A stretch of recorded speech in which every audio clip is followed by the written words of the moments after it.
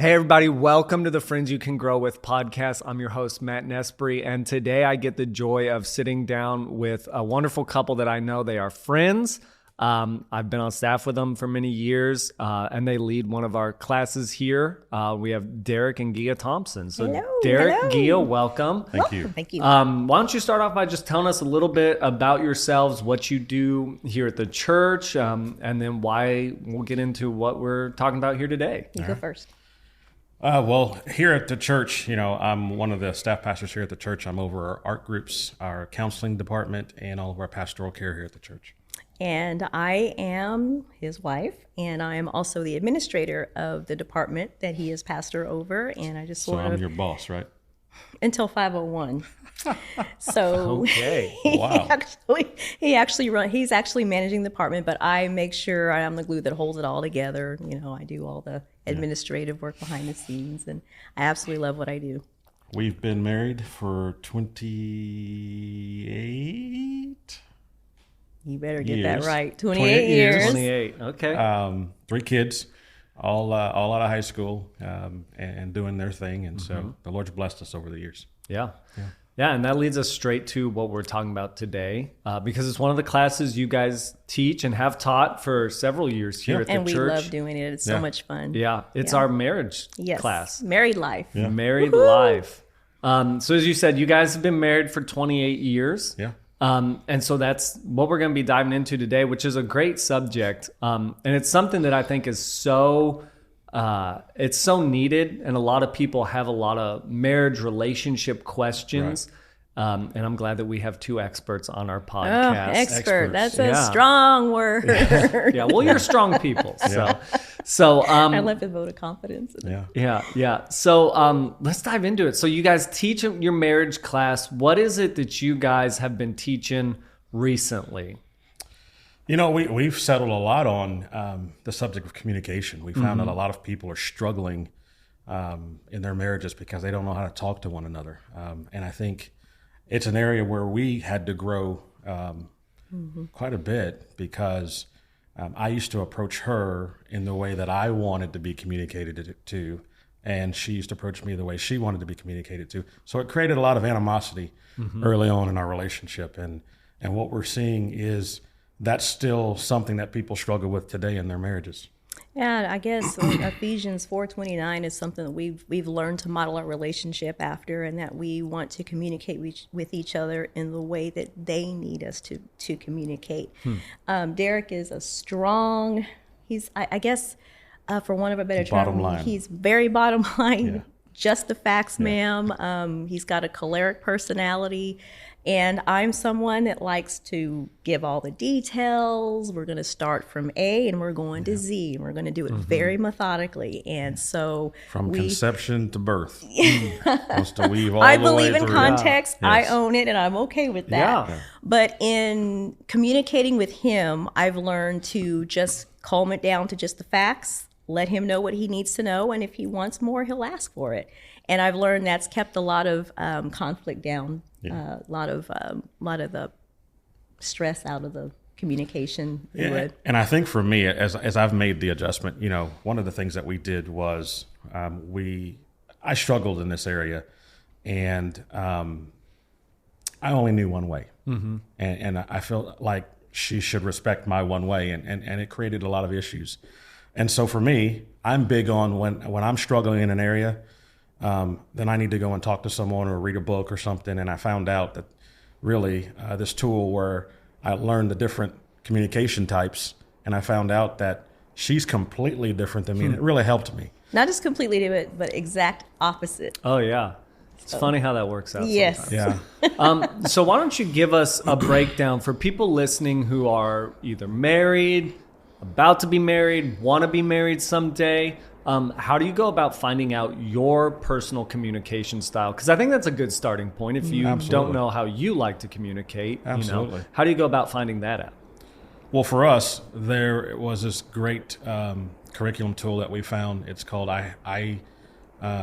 you said this, I heard that. Yeah. And it breaks down kind of your communication styles individually. And what we found out was, and it breaks it down by colors. And so we found out that I was what they categorize as a red, which is basically choleric. Okay. And she was more of a blue, which is melancholic. Yeah. And so with that, it broke down what that meant, how she's wired, what she needs from a communication standpoint. And then it gives you pointers and scriptures on how to approach your spouse. And it's funny because when you first learn something, it's almost robotic in the beginning. And when I first started trying to communicate to her in a way that would she'd appreciate, she would just kind of look at me with a smirk on her face, saying, "What are you doing?" Yeah. Bless your heart, Yeah. And but she saw I was trying. But it was so sweet. But what I found was, as I made more and more of an effort to speak to her and communicate with her in a way that she could receive it, it brought so much peace into our relationship, so much peace in our interaction, and the stress level just subsided tremendously. Yeah. So when you have the other person in mind, when you want to communicate something, it just brings an entire different. I don't know. It just makes the atmosphere different. I guess it kind of also helps you to understand that you can't approach your marriage relationship from a selfish standpoint, from any aspect. So when you are dealing with your spouse, you're dealing with your spouse in any area of marriage. You're dealing with your spouse by thinking, what do they need? Selflessly, not selfishly. You don't come at your spouse thinking, I need to get what I need to get and I need you to give it to me. You're thinking with them in mind first, even in your communication. And there's just something about that. It models after what Jesus did for us. He gave himself for us. So we as spouses need to have in mind that we are giving ourselves for our spouse. We're modeling Jesus's example in our relationship. Absolutely. Yeah. And I've also found that when you can get the communication right, it bleeds over into the other areas absolutely. Of your relationship. And so I think that's an area where if people will really invest in their relationship there, that it will make their marriages and their relationship a lot stronger. Yeah. And you mentioned that tool. You said this, I heard that. Yep. Right? Yep. So for those out there who maybe don't have access to that tool, are there Right. any tips you can give for learning your style, your spouse's style? What should I be looking for? Because I'm married. I should have said that. I'm married as well. I've been married 8 years. Hi, Jen. Hi, Jen. Hope you're watching. But what are some tools and some things spouses should be looking out for to kind of pinpoint their spouse's communication style as well? Well, I would say I was actually on this journey before we stumbled on that tool. One of the things that I had to learn, or what kind of the Lord prompted me is to sit and to listen. I've always said that I wanted to become a student of my wife. I wanted to know my wife better than anyone else. I have a hard time because I think I always know the answer. And so in that season of my life, the Lord really prompted me to just shut up and listen. And so I simply asked one day, okay, Ghia, what do you need from me? And she laid it out. She was like, I need you to stop cutting me off. I need you to let me explain myself clearly. I need you to stop judging me with your eyes as I'm talking. And so she laid those things out. Once she puts that out in front of me, now I have a choice to make. Am I going to really take this to heart and begin to apply it and show her that I value what she's told me? Or am I going to just continue to take a hard stance and say, you know what, she just needs to adapt to me and be willing to do it my way? And so I started making those small adjustments. And to be honest, it was hard. It was very hard because it wasn't natural to me. In fact, I thought it was ridiculous. I thought she should just understand that just give me the facts. If I want the details, I'll ask for them. But that's not how our relationship works. And so I had to be willing to humble myself and to really listen and then apply the things that I was learning from her. And it was so appreciated. I knew when he was doing. I started to realize that he's actually paying attention. Wow. And it's just, it does something that when you know your spouse is actually listening to you and actually paying attention to what your needs are, then me as the receiving spouse wants to give that back. I want to reciprocate it. And then that's how you start getting momentum. One person opens the door by selflessly offering something, and then the other spouse receives it and says, okay, well, they did that nice for me, I want to do something nice for them. And then that's how the ball gets rolling. And when you can keep that going in your relationship, it pretty soon it's just give. And when you get into I guess when you get into a cycle of doing that, then you're aces. You're doing great. Your relationship is going to grow. But along the lines of what you were just talking about, paying attention to your spouse, definitely becoming a student, looking at the nonverbal communication, looking at the little cues. If I'm talking too long, say for instance, if I start to get into too many details, I can see he gets a little twitch in his eye, or he'll break eye contact with me, or, he'll scratch his neck or whatever. And that is a cue to me to wrap it up. And, he's not going to say to me, hey, I need you to wrap it up. But out of consideration for him, and the fact that he's now in a state of I can't process, I learned now to cut it off because I've studied him. I've learned him. And that's a part of selflessness. You study your partner to the point where you know where they are not doing well, or they get to a point where they're not responding well. Okay, then I need to make an adjustment. And that just kind of shows that you have them at the forefront of your mind when you are talking, when you're communicating, that I love you enough to do what you need me to do so that we can get through this conversation. Yeah. And Matt, I think one of the things... I hope that makes sense. It does. Yeah. Okay. I a lot of words. One of the things that I learned a long time ago, or have really become a part of my DNA. I'm not one of those guys who says marriage is 50-50. I think marriage is 100%. Yeah. That if both parties are giving 100%, you're both getting what you want. And so I don't worry about what I'm not getting. I'm always evaluating myself, saying, am I giving her what she needs? And what I found is, since I've made that shift in my life, everything that I'm looking for or wanting, I'm receiving, because she's reciprocating exactly what I'm giving on my end. And so if both of us are willing to be givers, we're not missing anything. And let's not forget that God has to be in the middle of your relationship. This is all God. When you yield yourself and you say, Lord, please show me what it is about my spouse that I need to know in order to make our relationship work. God says if you ask him for wisdom, he will give it to you liberally, and he will not upbraideth not. Right. So that means he's not going to chastise you. But when you ask him for wisdom, he'll give it to you. So when you ask him to show you who your spouse is, or show you what it is about your spouse that you need to know, he will definitely show you. And it will be blaring. It'll be obvious. And then you just ask him for strategies. Lord, how do I do better? How do I,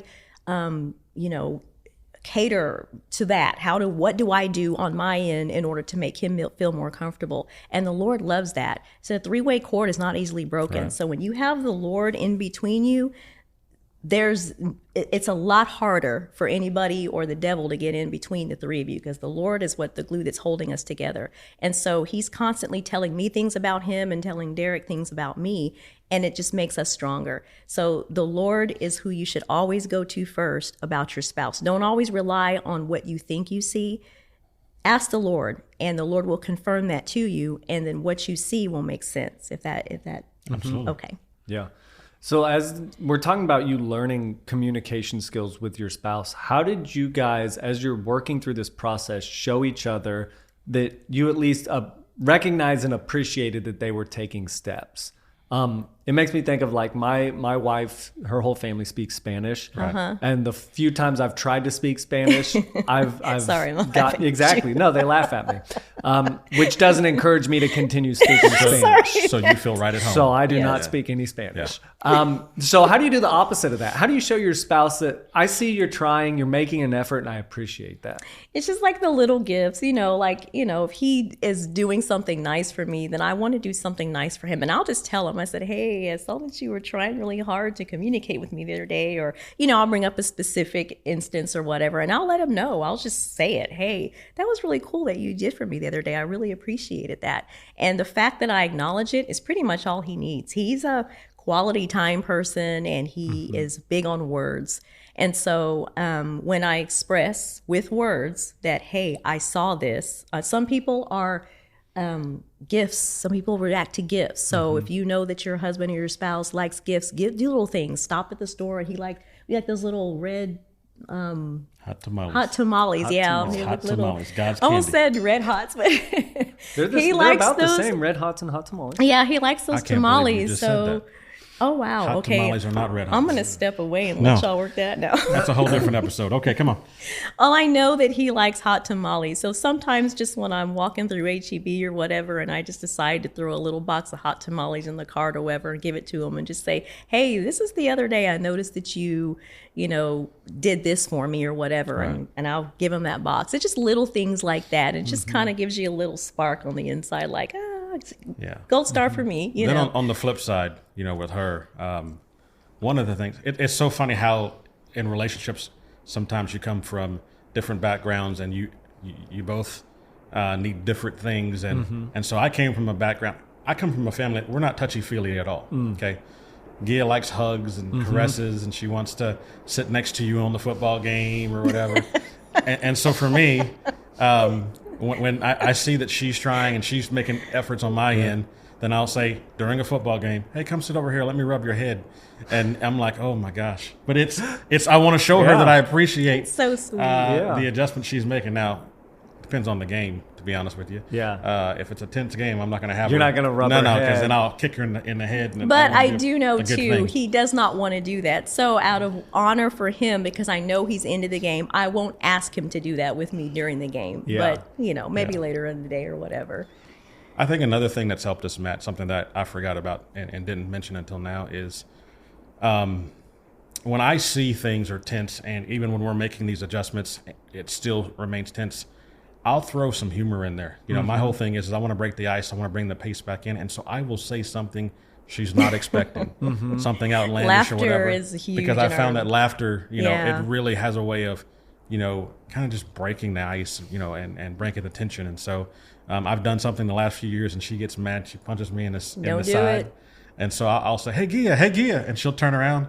And I always want to make sure the kids are around or other people are around. Okay. And I'll say, girl, you are so super sexy fine. And I'm probably going to pay for this afterwards. But just something where she's not expecting it. Yeah. That Don't worry, she'll- no one's going to see this. No. No one. That'll embarrass her. Yeah. And then I walk away, And she ends up forgetting what she's mad about, or I'll forget what I'm mad about. And then we're able to talk through things. And so I always Yeah. tell people, bring some humor, some playfulness into the relationship. So that you can break that tension and really be able to go to the most important things that you need to talk about. Yeah, man, that makes me that's so funny. And it ties back to the statement you made right off the bat, which I love. You said you set out to become a student of your wife. Absolutely.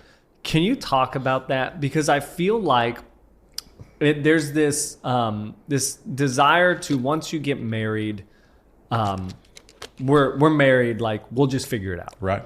What does it mean to become a student of your spouse? I think after your relationship with God, she, if you're a man, should be the most important thing in your life, above your job, above your hobbies, above everything, above your children. Yeah. And so, my heart's desire is I want to be there for my wife. Jesus is her everything. But then second to Jesus, I want to be there for her. I want to provide her with everything that she needs to have a enjoyable life. And so in order to do that, I need to know how she's wired, what makes her tick, what causes her to get excited about life. What are her dreams? What are her aspirations? What hurts her? What fills her up? And so I really have become intentional about being purposeful, listening, as she talks, watching her interaction with other people, and so she'll tell you, I'll make mental notes, and I have made it a challenge to surprise my wife. If she's talking about liking certain things. And that's not an easy feat. Yeah. It's really not. Yeah. I'll make mental notes. Okay. We got some days coming up. I'm going to buy that. I'm going to do that. I'm going to surprise her with this. Or if she talks about, hey, I want to grow in this area, or this would be nice to be able to do this for the kids. I'm always just listening. If I know that she's had some challenges, maybe at work or with family or some other people, what are some things that I can do to encourage her? How what helps to kind of lift her spirits? And so I'm always looking for ways to be a blessing to my wife, to pour into her. because I believe that's part of our calling as a husband is, we're to lay down our lives for our wives, just like Christ did for the church. And what did he do? He found ways to encourage the church, to bless the church, to protect the church. And so I've made that my mission when it comes to my wife. And so I study her so that I can be a blessing, so that I can be an encouragement, so that I can be someone there for her that is almost like kind of a rock for her and a support for her. So. Ditto. That doesn't work. Well, I will say this. I noticed that with him, it's the little things. So yeah, he named some really, big topics, I guess, studying. I think for him, I like to watch the little things that he does. Like I said earlier, just little candies that he likes, the different foods he likes. He likes to the at-home store, things along those lines. I like to try to bless him on that front. I may not think as, really high, like, what causes, osmosis or whatever, I don't. Is that I'm her just impression of you? What just happened with your voice? No. But I think on just That's the little like things, on video that now. I could bless him. Yeah. Oh my gosh. What can I do to bless him? I think about, there's different shoes that he likes. I'll try to pick those up and bring them home. Just, the little tiny things that people don't always think about are what make big differences in relationships, I believe. So I think the other thing that really helps me is we, early on in our relationship, we came together and she asked a question, and the Lord gave me something, and it came down from deep. And she said, "What do you think God has for our relationship in the days ahead?" And I said, "I feel like the Lord wants us to be a shining example of what a marriage could be, and an encouragement to people in the area of marriage." 22, 23 years old, I had no idea what I was talking about. But that has been kind of the glue that holds us together. When life happens, things get tense, things get stressful, I always go back to that. And I ask myself, am I being that example? Are we being that example? And that kind of helps to pull us back and center us. And it helps us to know when we need to go to God and say, you know what, God, I missed it. And then go back to her, Ghia, I missed it, I apologize. And then we ask the Lord, what are we supposed to learn from this? Yeah. Lord, what were we supposed to have learned? I mean, we'll get into, a heated discussion or whatever, but then it's like we always go back. We have a touch point in our past where we say, okay, we said we were going to be a shining lighthouse of what relationships were supposed to be. So Lord, what are we missing here? What do we need to see? And that is, to press pause on that, when we are disagreeing, that's another thing that we wanted to bring out was that I am a verbal processor. I like to talk about it right then and there. Like, okay, let's talk about this, A to Z. Where he is a mental processor. He needs to walk away. He needs a minute. He needs to go away, be by himself, pull it all back together. And then we're able to come back together and talk.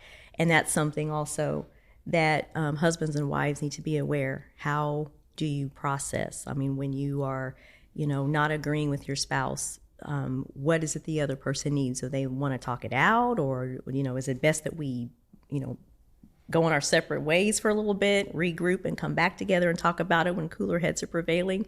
That's something that we need to also, that I would suggest that all husbands and wives understand about each other, like, because it gets really ugly if I'm trying to express my point of view and make him sit there and listen, then it's just only going to escalate and get worse from there. But anyway. You made a big adjustment because early on, because how you grew up, where you guys settle things immediately, yeah, in the heat of explosively battle. and immediately. So I'm asking you a question: how did you make that switch? Because it wasn't easy. Well, I mean, it was just because I married somebody who doesn't operate that way, and because we swept everything under the rug. We never dealt with anything. Yeah, his My family. Oh, My no. family. No, we swept everything under the rug. Yeah. I would follow him all over the house. You are not walking away from this. We are going to deal with this right now. So he would go in the bedroom, I'd go in the bedroom. I would follow him all over the house, yelling at the back of his head. you are going to turn around and you are going to notice me I right was more now. saved than she was. Yeah. I'm glad you worked on her. Thank you. Yeah. And it's like, then we realized we had little kids watching us, watching mommy following daddy yelling at the back of his head. That wasn't something that we wanted our kids to see. So that was the first time I realized that what I was doing was wrong, when I actually looked down into the eyes of one of my kids and they were like, like, why are you yelling at daddy? And I was like, oh, wow, I don't look real. This is not a good look. Yeah. You know what I mean? So then when we were able to get back together, I think a week later, when we started talking to each other again, I realized, I was like, we can't continue to do this. We can't do this anyway. So, but it's funny how in that season, I thought your way was wrong. You thought my way was wrong. And you need to get it together. Because I was a stuffer. And to an extent, and I'm a I spewer. still struggle with that. And so I was stuffing things down, and her stuff was right out in front. Out there. I would fill up, and then 3 weeks later, I'd explode. Yeah. And when I exploded, it touched her. It touched the kids. There was blood it everywhere. It touched the neighbors. Blood I mean, everywhere. I'm just Not literal. It was not literal blood everywhere. Please. anger. Well, it was just anger. And Yeah. when he was done, the kids and I were like, Yeah. what just Yeah. happened? And so we had to make that adjustment, and these things we've been talking about have really helped us. And so I don't stuff and explode anymore. Yeah. And is that, and I guess situations like that, those heated conversations, what led to you asking that question of what's in the days ahead for our marriage? What's the goal for us? Actually, that was before we got married. Yeah. I think we were Okay. having a conversation, and I think we were just sitting on the curb. We were in the driveway of my parents' house. Yeah, getting eaten up by mosquitoes, sitting out on the curb. And I just said, because he had asked me to marry him, and I was just curious. I was like, well, what do you think, where do you think we're going to go with this? We get married, what are we going to do about, what's going to happen? And that's when he just said, well, I think, and then he came back with this answer, and I'm like, wow, that came from your toes. That was pretty impressive. I mean, we're still getting to know him, That but made me super sexy fine. I had to say, Right I there, was Ghia looking was at like, him with the okay. smile, like, hello. But he answered the question, and what he said at that point really resonated inside of me. And then I realized throughout our relationship that when things were tough, I would always go back to that. So I think that God gave us that moment in time for us to remember. It pulled us into a place to where we had a point where we could go back to and say, you know what, wait a minute. We said we were going to be a shining lighthouse of what a relationship was going to be. That means we got to get through this. There's no other option. There's no exit strategy. This is it. We got to get through. If we're going to, see what God wants us to accomplish come to pass, we have to get through this. So I think God gave us that moment. I believe every relationship, every marriage, there's a reason why that you're married. God has a purpose for you. You just have to ask, and He's going to let you know. And so many couples get together for their own reasons or whatever. But even if you didn't have God in the center of your relationship, when you got married, you can get in a relationship now and then say, Lord, what is the purpose of our relationship? We want to yield our relationship to you. Use us for your glory. And watch what God does. Yeah, we believe God can help any marriage. Yes. There's nothing too difficult for Him. There is hope. Yeah. There's never no hope. I like to tell people, we always, as humans and fleshly bodies, we always see the bad, and so I challenge people, because we came from homes where what we saw in front of us wasn't necessarily the marriages that we wanted.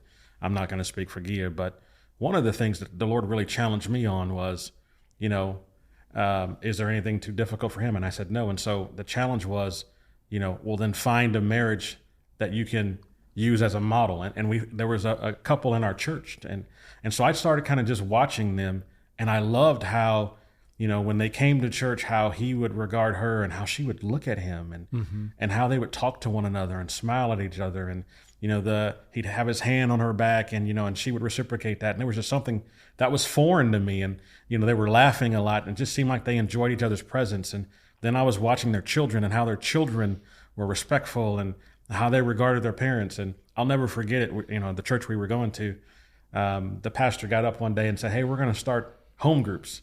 And he talked about the couples that were going to be leading. And this couple signed up to lead a home group. And I told her, "Hey, we're going." Not because we wanted to learn about Jesus, but I wanted to see, are they the real deal even at home? And we went to their home, and it was kind of creepy because we were just watching them the whole time. And I mean, true, to what we saw on Sunday mornings. I mean, their interaction, their love for one another. And I remember telling Ghia, I said, that's our template. We can learn from them. If God can bring peace into that relationship and joy and love and that sparkle in the eye that they have for one another, I said, that's our template. And so we kind of use that as our model to really model our family after. And it's really helped us. And just ask the Lord to show us what to do to get to that point. I mean, it didn't happen overnight.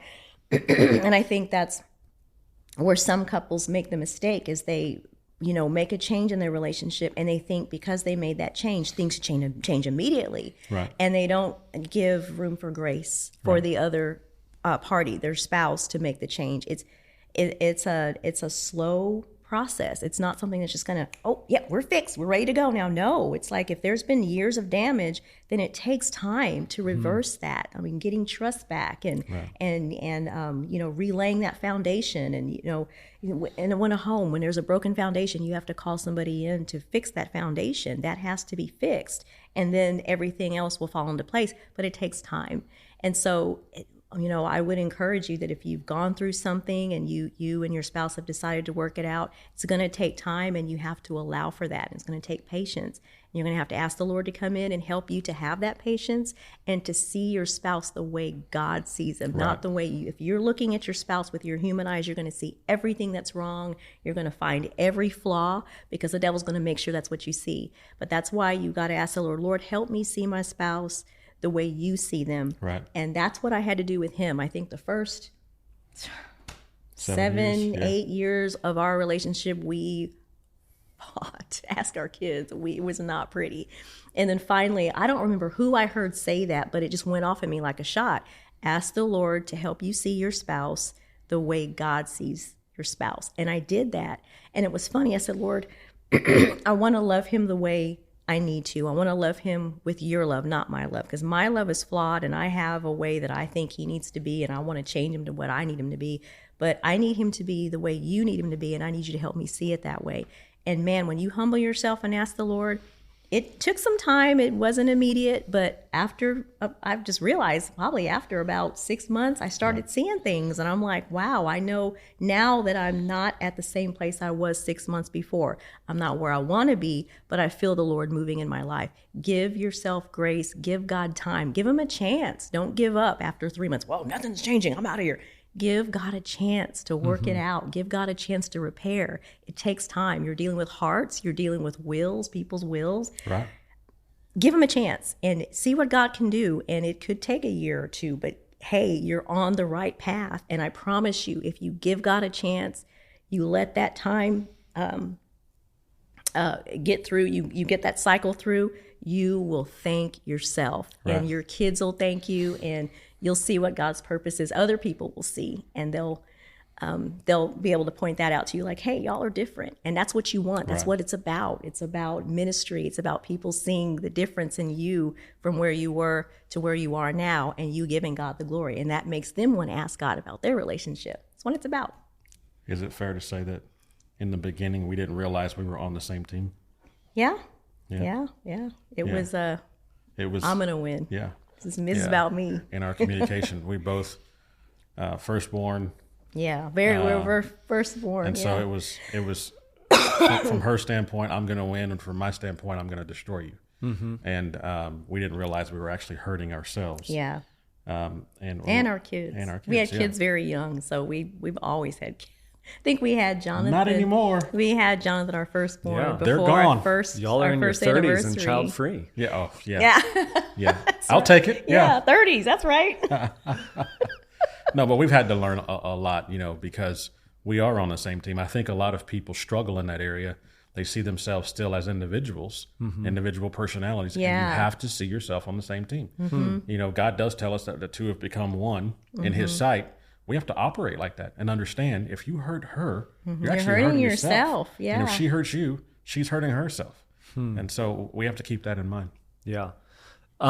So as for relationships who are maybe at that point where they feel hopeless. They feel like they've tried. They feel like maybe they're the one putting effort forward. Right. What advice do you give for a starting point as far as they want to stick it out, or maybe they don't know if it's worth sticking out? Where do you counsel a couple like that? You want me to go? Mm-hmm. Yeah, I think everything should start with prayer. Yes. Taking it to the Lord. Bring him into it first. You know, always. I keep bringing that same scripture up. There's nothing too difficult for the Lord. And so, his arm is not too short to save. His arm is not too short to save. I think about when we first came here. You know, we moved to the Houston area 2003, 2004. And I remember we came here, and both of us had enough common sense to know we should be in church. But we'd gone through some things back at home, and I came here and I was church hurt. And so my whole thing was, I'm going to go to work. I'll go Sunday mornings, but I don't want to know anybody. I don't want to get involved. And that's what's going to happen. Go to church late and leave early. And start to talk to anybody. And I looked at her and I said, and you're going to do the same thing. And she said, okay, but did not listen. Because as soon as we got here, she got involved, wanted to volunteer, wanted to get plugged in, started coming to midweek services. And I was just like, well, that's you. If you want to do it, you go right ahead. And so she went right ahead. But what was happening was that she was praying for me, but she wasn't allowing our family to stop. She was still going to church. She was still getting involved in church. And I was over here just wallowing in my pity and wallowing in my anger. And what I didn't realize was the Lord began to work on my heart. And after a while, I started feeling left out. I'm like, well, maybe I'll go to midweek service. Not because I want to go with her, but maybe I'll just go to see what's going on. I don't know what's going on midweek. I don't know these people. And so I snuck in one midweek service and, you know, asked her, what are you doing? She's like, oh, I'm over here. I'm volunteering. I'm doing this. And I'm like, okay, well, I'm going to do my own thing. And so someone gave me a form or something. And I looked down and there was this deal on a form that said healing class. I can't tell you why I went to healing class. So I slipped into healing class and I stuck out like a sore thumb. Everybody in the room, a lot older than me. They all had like white poofy hair, and here I am sitting in the middle of everybody, sticking out, you know, and I used to try to hide and bend over, and I knew Miss Joy and Miss Janet saw me. And so for the next 2, 3, 4 weeks, I'd slip in there, and I didn't realize God began working on my heart. And I believe it's all because she made a decision that she was going to start praying for me. And in that season, while she's praying, the Lord is healing my heart. The Lord is restoring my confidence in the church, in the people of the church. And the Lord really began to repair some things, all because she made a decision to take a stand, to begin praying, and not to give up on church and God and involvement. And it really helped our family. Well, I mean, as a wife, I knew that my constant badgering him about going to church and you need to get back involved wasn't going to help. In fact, it just caused more conflict. We were just always arguing. And I came across 1 Peter 3:1, which says, wives, in the same way, submit yourselves to your own husbands, so that if any of them do not believe the word, they may be won over without words by the behavior of their wives. And so I realized that my behavior with the help of Christ was what was going to win him over. So it was Thursday night at the time. I think we had midweek service on Thursdays. Yeah. We were over in the roller rink, I think, by Conroe Golf Carts, I think. At any rate, so I would get up and he would get home probably about 5:30 or so, and I would have dinner ready and I would leave his dinner on the table. Me and the kids were walking out the door because we lived down in Spring at the time. That was a trip, especially with work traffic. And I would kiss him on the cheek. I'd say, "Hey, your meal's on the table over there on the stove. We're going to take off." And he was like, "You're going to church?" I said, "Yep, see you soon." And we just had a great attitude. The kids would all kiss him on the cheek. And so after a while, he was just like, wow, they're going to church. And I choose to believe, or at least I feel that what it was is our behavior, our conduct actually was what pulled him. Without arguing, I think our actions showed him that's where he needed to be. So it works. Like I said, you just have to give it some time. He didn't go to church immediately. Right. I think it took him almost 4 or 5 months to finally jump on and decide, well, I think I'm going to go now. And it wasn't, we never talked about it. I think we stopped arguing. I just said, okay, well, you're not going to go. I'll continue to honor you. Submit yourself to your husband. I'll continue to honor you. I'm going to leave dinner for you. You know, I'll do everything I need to do so that when I leave, you don't have to worry about anything. And when I get back, I'll even take care of the kids. I got all that. We had a cheery attitude, the whole nine. And I think that's what started. He started kind of working on him a little bit, and he wanted to see why we were so happy. So he followed us and came to church, and then he ended up joining healing class. But that experience taught me that throughout the rest of my relationship, whenever there were things that I knew the Lord had impressed upon me to do, and he wasn't necessarily on board, my words, my harping, my arguing with him was not going to make it happen. No. It was going to be by my conduct and the Lord working on his heart. The Lord, he can run away from me, but he can't run away from what's on the inside. And so the Holy Spirit, when I prayed, actually worked on him, and I let the Lord do that part. I realized there's only so much I can do. I can't make him do it, but I can pray and watch the Lord work on him. And that's kind of been, the basis of our relationship. I watched that work, and that was a win. That was a solid win right there. Well, and I think just in the course of conflict, I think if things are going on that you don't like, things that are troubling or challenging, what I found is as she just said, we can't escape the Lord. And so take it to God in prayer. Anytime you take it to God in prayer, God hears it, and God begins to work on your behalf. And so, that's my encouragement is prayer, prayer and not throwing in the towel. Yeah. Yeah, I find that when I take situations to God in prayer, he rarely tells me to fix the other person. Right. Usually he tells me to fix me. Yeah. So I love that is your starting point for the marriages that feel broken, hopeless. Absolutely. At the end. Where do you go from there? Do you have tips for maybe sitting your spouse down and just having a blunt heart-to-heart of taking inventory of our relationship, where it's at, where we see it going, and how to get there? Tough conversations. I think you have to have those crucial conversations, but you have to have them with tact, with and love. Yeah. Come from a place of love, not from you need to this and you need to that. And a critical point, you got to come from a place of love. And I think that starts with the Lord. Right. Ask him to guide your conversation. Ask him to help you to speak the way he would want you to speak, and for the other person to have an open heart to receive it, and just go from there. And I believe that the Lord can do some things when you allow him to help to guide your words. And I also stay away from phrases like "you always do this," no or absolute "you statements. never do that." I think you have to be very careful of using phrases like that, because that's the honest. In all honesty, it's not true. They don't always disregard you. They don't ever, not follow through. And so you have to be very careful of those absolute statements. Say it makes me feel this way when you do this, or I feel this way when this is said. Come from a standpoint of how, because we want to believe that your spouse doesn't want to hurt you. They don't want to come out of the gate hurting you. Right. So, but if you can make it clear and say, you know what, it makes me feel this way when this happens, or when you say this. And once your spouse, maybe when they hear that what they're saying or doing hurts you, we've had those conversations, and I was like, I'm so sorry, that wasn't what I meant. That wasn't.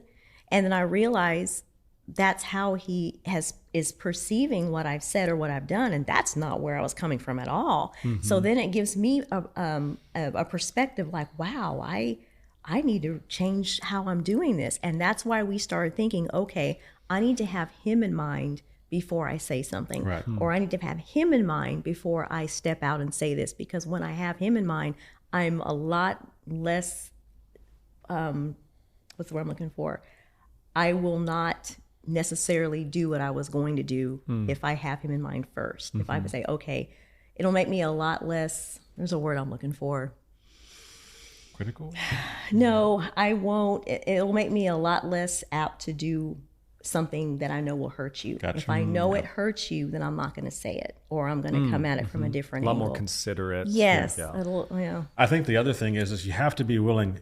Maybe people are like I was, very prideful. You have to be willing. If you can't figure out how to work something out, finding an impartial third party to help you navigate those nasty waters, those challenging waters. And so, like I said, we have counseling here at the church. We have some great counselors.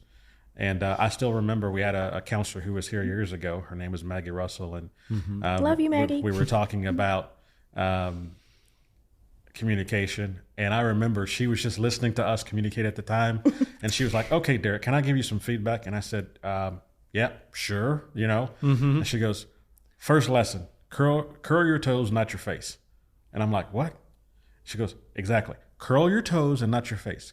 Because every time Ghia says something that you don't like you scowl and you're looking like you're angry. And so that was my first lesson. And so to this day, she'll say something, and if it irritates me or frustrates me, I'm curling my toes in my shoes. And so you can't wear sandals. I can't wear sandals, exactly. That's funny.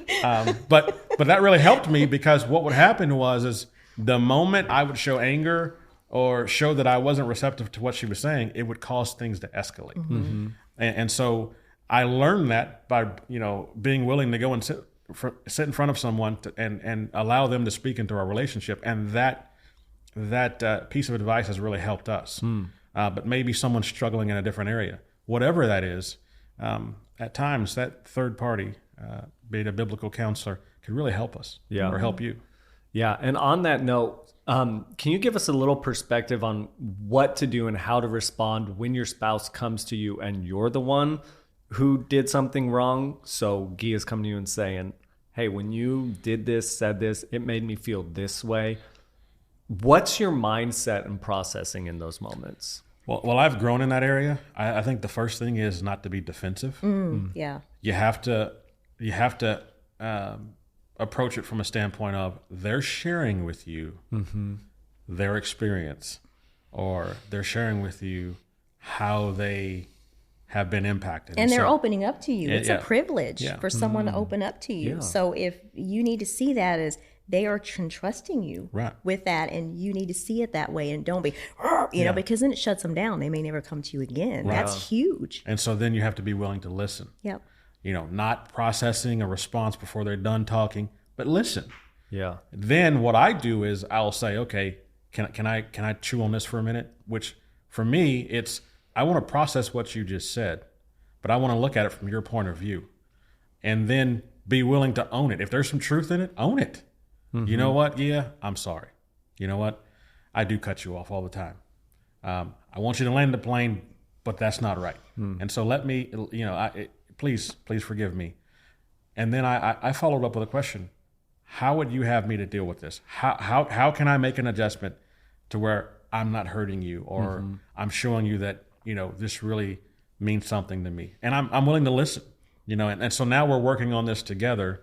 Where in the past it was just, you know what, that's stupid, get over it, deal with it. Yeah. Oh my gosh, you're so weak. Changing that approach and really just being more attentive and being willing to listen and make adjustments as needed. Now, in my family, we were always very blunt. Like, hey, it's the truth. Deal with it. Man up. Yeah. You know what I mean? So,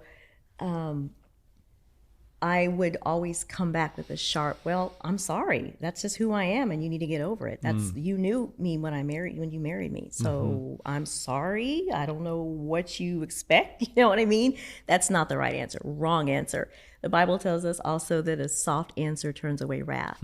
So when someone comes to you with something that is important to them, or it's coming from their heart, keep that in mind. Your response, the words that you say, are very, very important. The next words that come out of your mouth could either make or break your relationship. Yeah. This person's being very vulnerable with you. So your spouse is being very vulnerable with you. So you need to think carefully about how you respond to that. Yeah. I lost my train of thought, but one thing you were just saying was that I've got you keeping the other person in the center, in the center of your thoughts.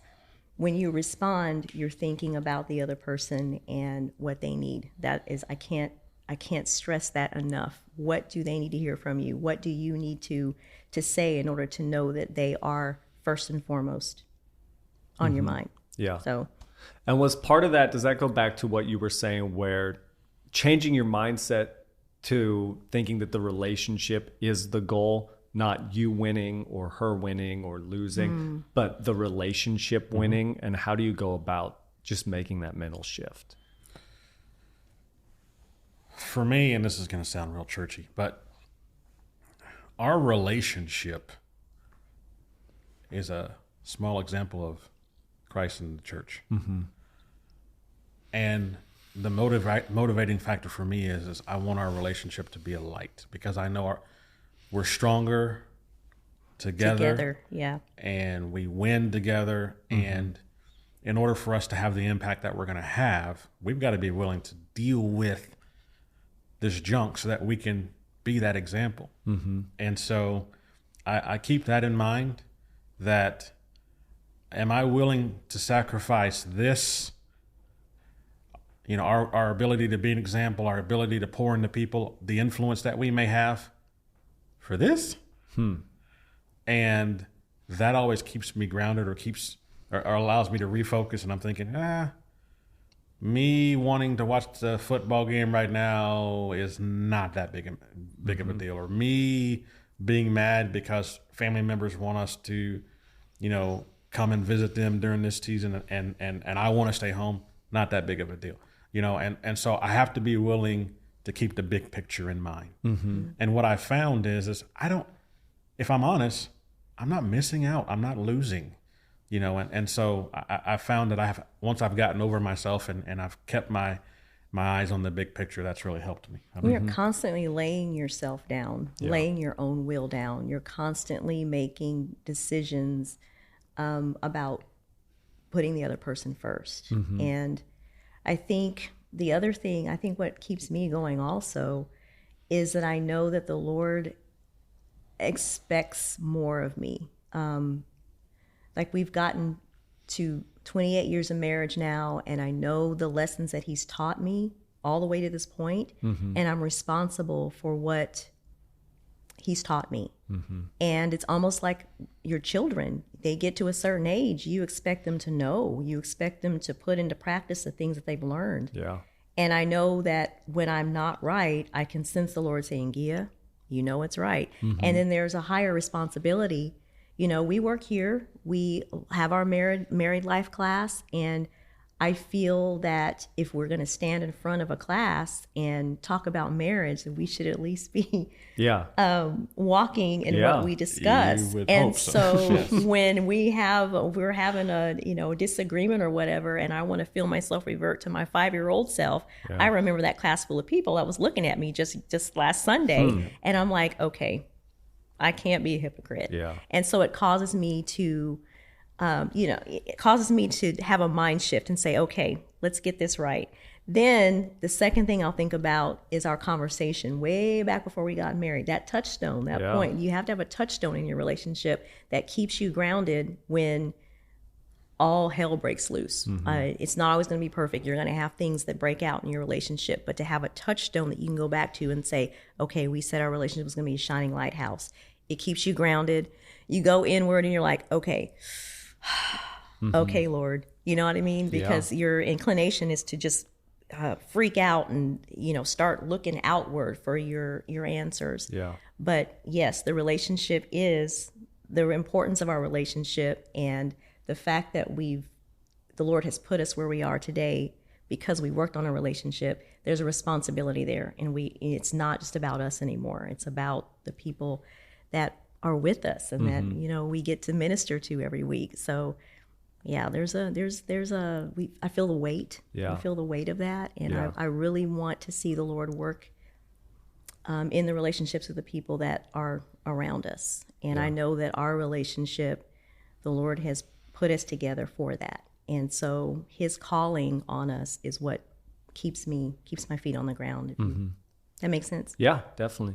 I have just kind of one final question. As we're talking about couples maybe working through what seems like a broken, hopeless marriage, do you have any tips for kind of inserting that spark back into it? You talked earlier about you always look for ways to insert humor back into your marriage. What are some ways that as we're doing the hard work of making this relationship get back on track, that we can remind ourselves of the joy that once existed in this relationship? Yeah, 2 things. First of all, you only get one. I want to say 2. You can say 2. Okay. The first thing, like you said, is remember. Like, why did you get together? I mean, there had to be something about him or her that attracted you in the first place. So number 1, go back and remember. Ask the Lord to bring it back to your remembrance, because sometimes life happens and we forget. Hey, go back and remember. The second thing is, if maybe the reasons why you got together weren't exactly awesome, the Lord can do a new thing. So you can say, Lord, okay, we may not have gotten together for the best of reasons, but we're together now and I want to honor you. So I ask you to show me, what is it now? You can create something new in us. You can bring that spark. You can put a spark where there wasn't. He can make dry bones live. So, hey, you can make our relationship live. Lord, I invite you to come in.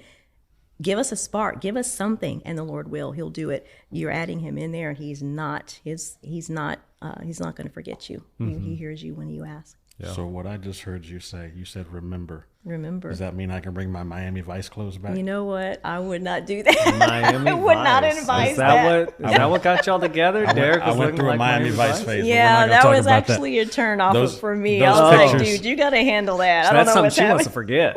I still got the girl, so we won't talk about that. That's all that matters. You know, it was all that white. I was just like, sorry. In the open shirt. We'll find pictures. I think the thing I would say is you got to be intentional. So we became intentional about, I challenged guys. I said, do you still date your wife? And I'm not talking about go to a restaurant, talk about the kids, talk about the problems, talk about your job. I'm talking about date your wife.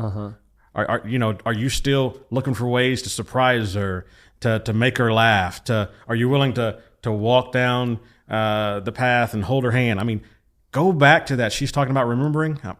Date your wife. Yeah. And make it about the two of you. Be engaged, look her in the eyes, and really you'll be amazed at how that can reignite a spark and make things just like they were when you first met. Yeah. Yeah. That's awesome. Man, I have loved this conversation. If for no other reason, then it communicates that no matter where your marriage is at, there's hope. Yes, absolutely. And there's tangible things that you can do right now that can get it back on track, and nothing is too hard for God. I love that you said that. Yep. So Derrick, Ghia, thank you guys so much for being a part of the podcast. It has been an absolute joy, and we'll just end by knowing your worst fight. Our worst fight? Yeah. I'm just kidding. No. We're not going to do that. Yes. I watched both your hearts stop right there. I was like, oh my God. Dirty. That's dirty. No, thank you guys so much for being a part of Friends You Can Grow With, and we hope you guys come back soon. Thank you. Thank you.